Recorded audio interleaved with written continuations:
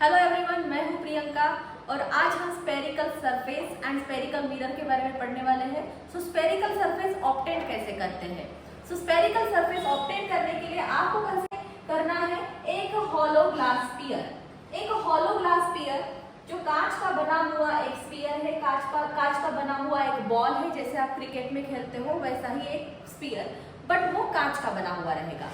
अगर मैं इस स्फीयर को, इस कांच के गोले को मैं कट कर देती हूँ तो मैं एक स्फेरिकल सरफेस ऑब्टेन करूंगी।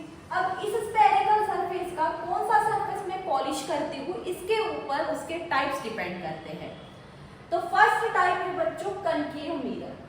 कनकेव मिरर वो मिरर है जो अंदर से कर्व्ड है, बाहर से पॉलिश है। The mirror which is curved inward, ये अंदर का पोर्शन है।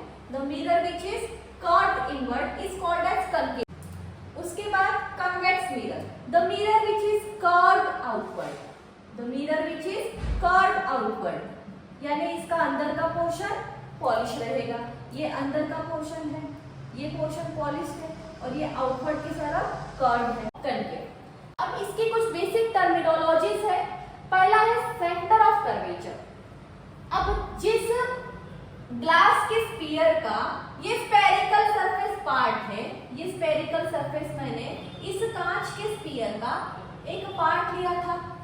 उस कांच के स्फीयर का, उस ग्लास के स्फीयर का एक सेंटर था। That centre is nothing but centre of curvature.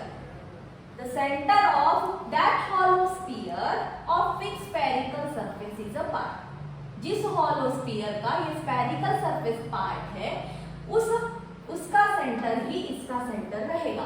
अब ये ऐसा पोर्शन है बच्चों, तो इसका सेंटर लेफ्ट हैंड साइड की तरफ यानी यहाँ कहीं पे आएगा।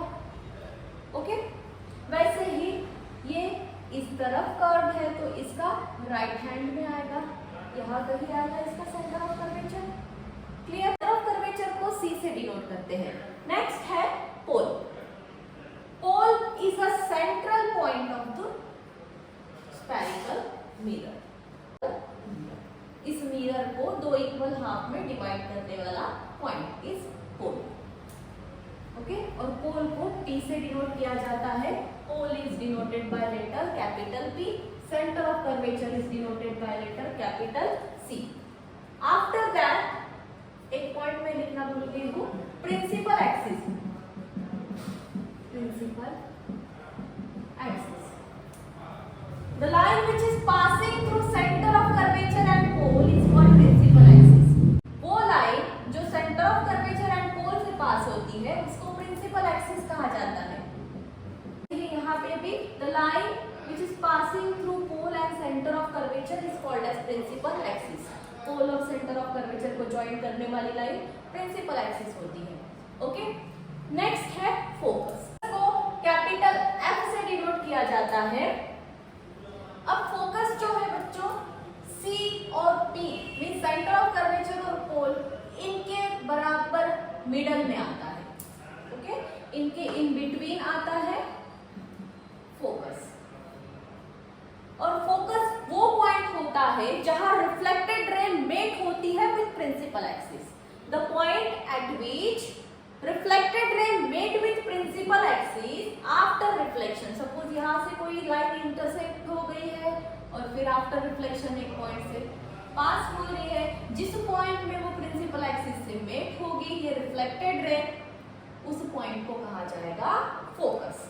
वैसे ही यहाँ पे ये लाइन इंसिडेंट हुई और ये ऐसे कुछ डिफ्लेक्ट होगी, डेविएट होगी और ये यहाँ से पास हो रही है, ऐसा महसूस होगा, इसलिए ये पॉइंट हो जाएगा फोकस। इसके बारे में और डिटेल में हम बाद में देखेंगे, क्योंकि ये कनकेव मिरर जो है इसी को कहा जाता है कन्वर्जिंग मिरर और कन्वेक्स मिरर को कहा जाता है बच्चों डाइवर्जिंग मिरर। नेक्स्ट टॉपिक है radius of curvature. Distance between centre of curvature and pole is called as radius of curvature. यहाँ पे भी पोल और सेंटर ऑफ कर्वेचर के बीच का डिस्टेंस, इसको कहा जाएगा रेडियस ऑफ कर्वेचर। और रेडियस ऑफ कर्वेचर को कैपिटल R से डिनोट किया जाता है। ओके, आफ्टर दैट है बच्चों फोकल लेंथ। अब फोकल लेंथ को हम डिनोट करते हैं स्मॉल f से। फोकल लेंथ को हम डिनोट करते हैं स्मॉल f से।